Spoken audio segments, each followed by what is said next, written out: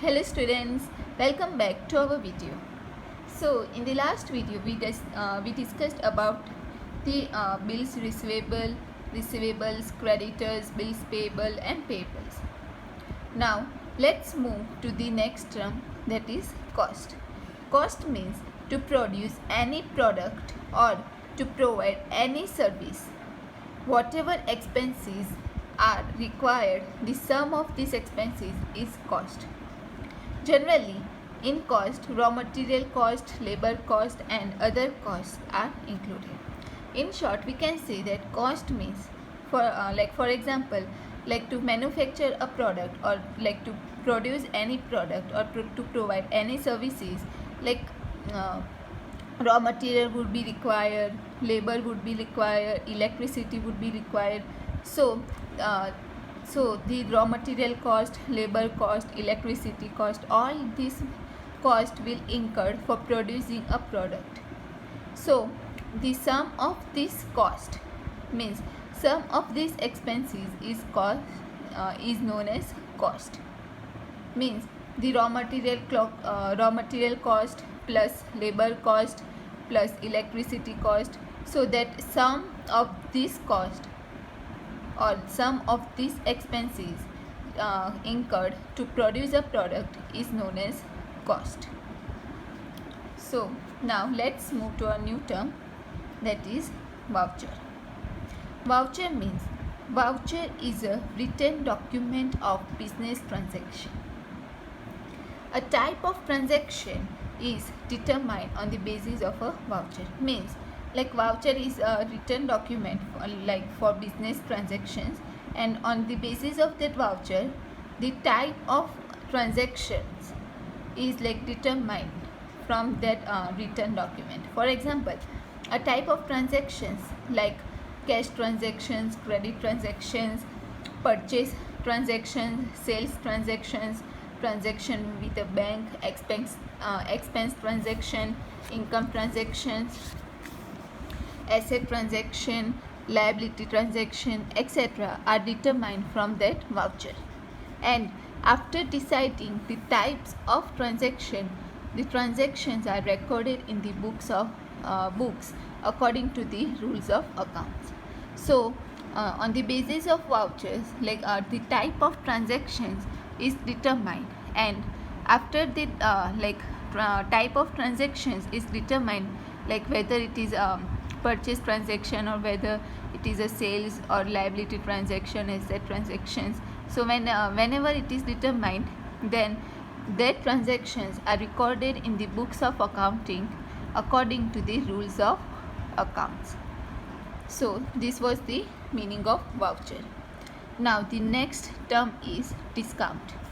Discount means emergence of discount is from purchase sales. Means discount is occurred from purchase or sales of any goods. Many times from total amount of purchases or sales, as per the conditions, certain amount is deducted and net amount is paid. The amount which is deducted from the total amount is known as discount. Out of the total amount of purchase or sales, the amount which is procured or deducted is known as discount. There are two main types of discount, that is trade discount and cash discount. So discount means whenever business purchases or sales goods, so from that amount, from the total amount, some amount is deducted and the net amount is paid. So the amount which is deducted from the total amount, that is known as discount. Means some discount is given on a total amount. For example, when you go to for purchase of your clothes, some discount is given on your clothes, so that deducted amount is known as discount. So in a similar way, whenever business purchases or sales, so certain amount is deducted and the net amount is paid. from the total amount, and that amount is known as discount.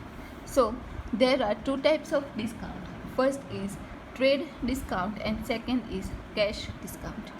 Trade discount means at the time of sales, a business person deducts certain percentage or amount from sales price.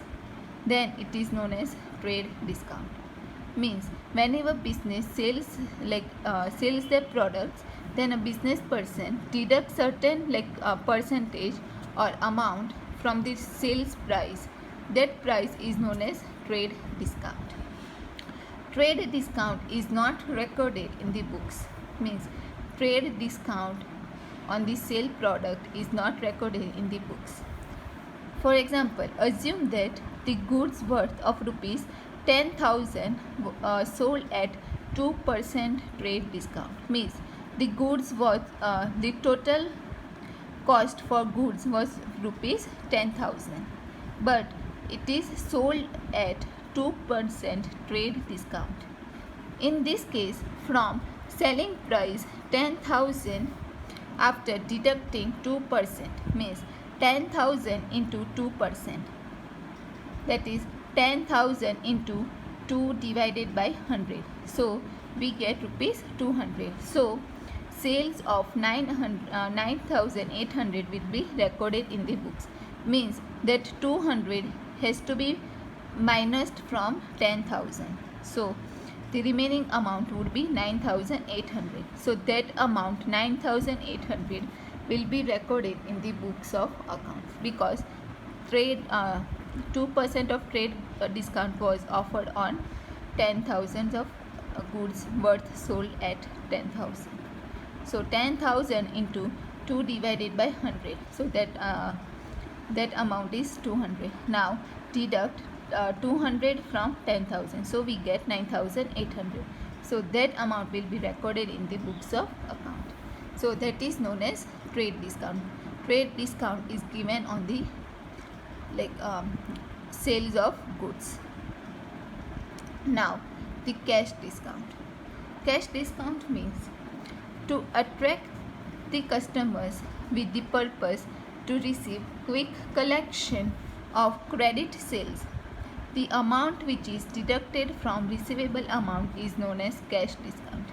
Means to attract the customers, cash discount attract the customers with the purpose to receive a quick collection of credit sales. The business have given goods on a credit, so to receive that amount early, then the business gives the cash discount to customers, and the amount which is deducted from receivable amount is known as cash discount. Cash discount is recorded in the books, whereas trade discount is not recorded in the books of account, but cash discount is recorded in the books of accounts. After deduction of trade discount, cash discount is determined. So first trade discount has to be deducted, and afterwards cash discount is determined. As above stated, in A means in trade discount, if 200 as discount is allowed on 9,800, so customer would pay 9,600 to supplier. Thus that 200 will be treated as cash discount, because in trade discount you saw that on a 10,000 worth of goods 2% discount was given, though, so the total amount was 9,800. So after deducting trade discount, again 200 discount, cash discount is allowed on 9,800. So now if we deduct 200 from 9,800, then the customer would pay 9,600 to supplier. So thus rupees 200 will be treated as cash discount. This discount is allowed at the time of collection of cash. Thus it is called cash discount. So cash discount is given after the trade discount is deducted. So first trade is discount is deducted, and afterwards from the remaining amount cash discount is offered, and that cash discount is collected at the cash discount is allowed at the time of collection of cash. So this was the explanation for the discount. Now the next is discount received and discount allowed. Discount received or discount allowed are cash discounts. This discount is recorded in the books. Discount received is treated as income and discount allowed is treated as expense. Now let's understand what is the discount received.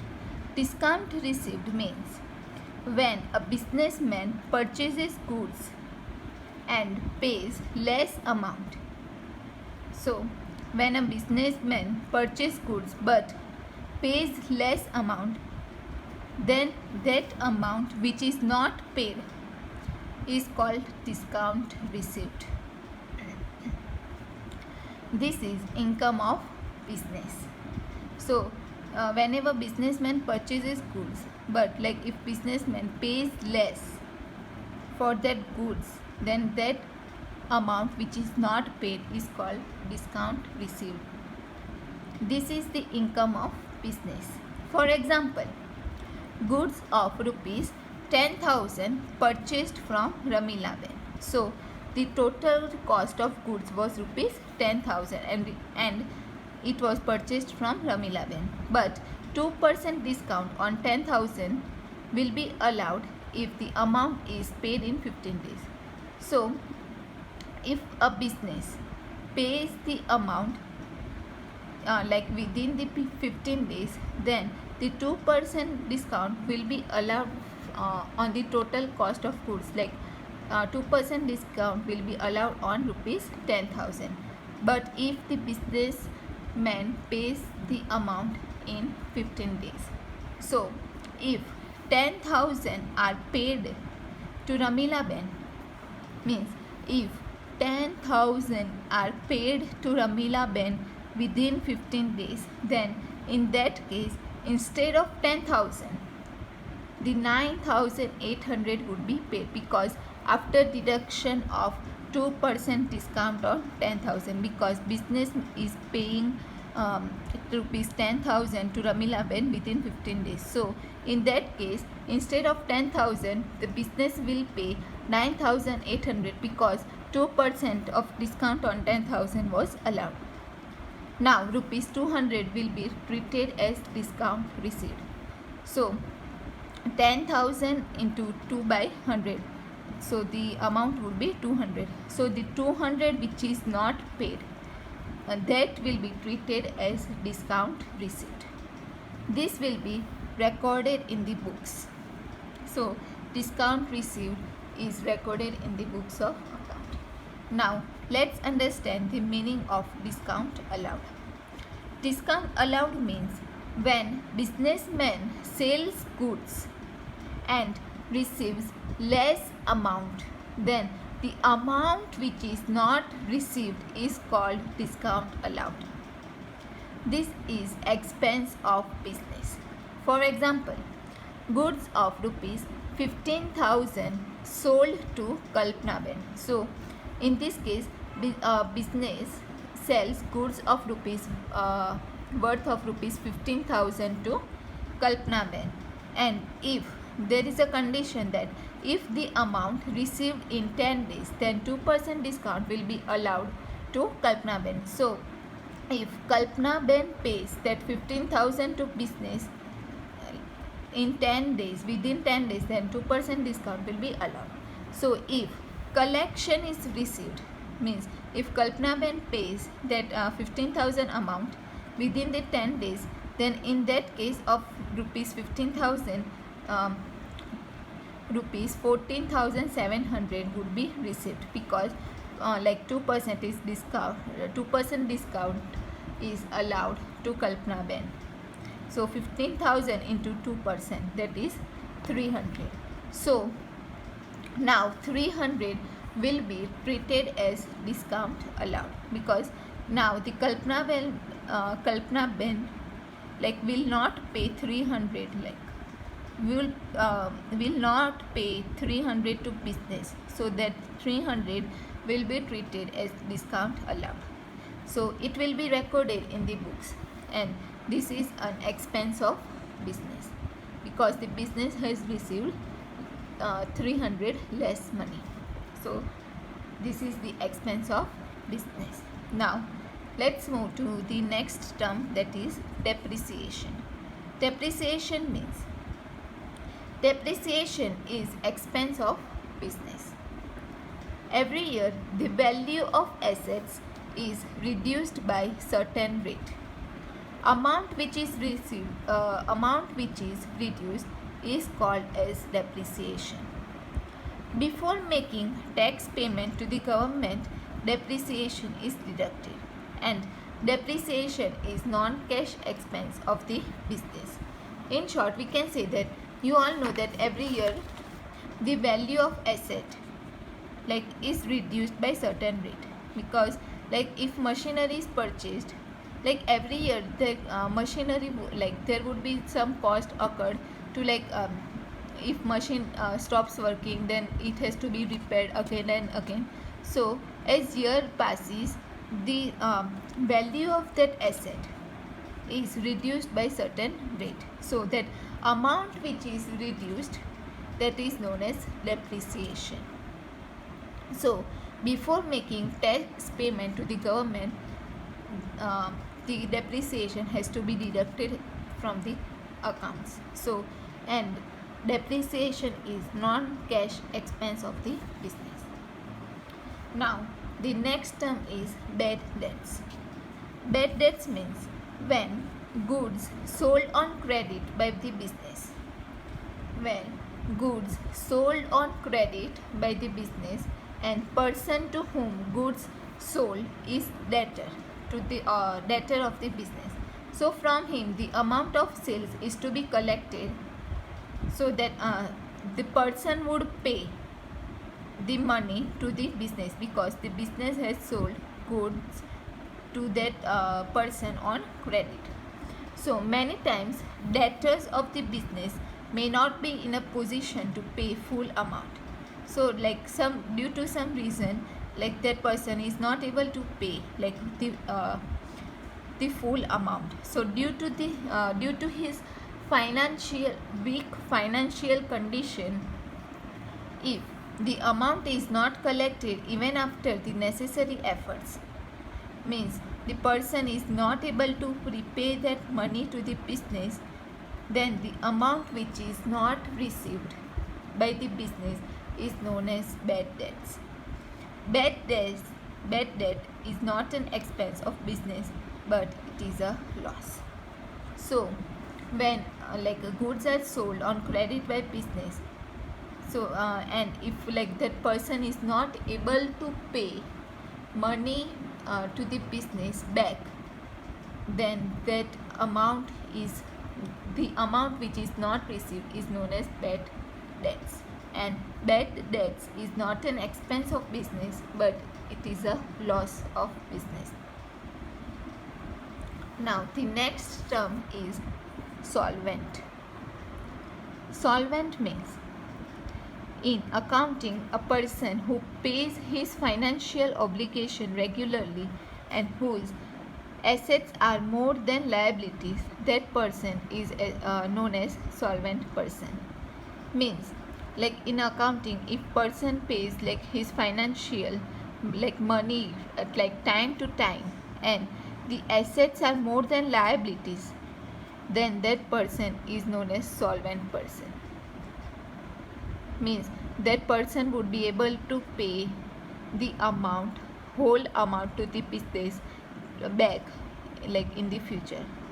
So he is capable of paying money to the business in the future. So that person is known as solvent person. If that person has more assets, means more cash than the liabilities.